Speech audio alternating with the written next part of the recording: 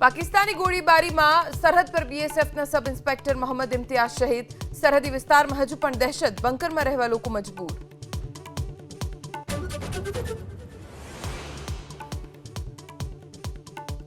પાકિસ્તાનના સમર્થનમાં આવ્યું ચીન. કહ્યું, અમે પાકિસ્તાનની સાથે સંપ્રભુતાની રક્ષા કરવાનો તેમને અધિકાર.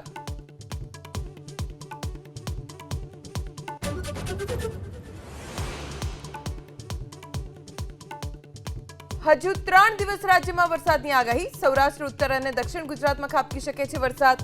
શનિવારે 34 તાલુકામાં ખાબક્યો આફતનો વરસાદ.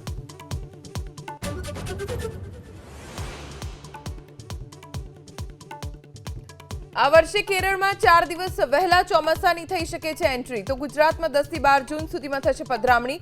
આગામી સપ્તાહે આંદામાન અને નિકોબારમાં આગમનની શક્યતા.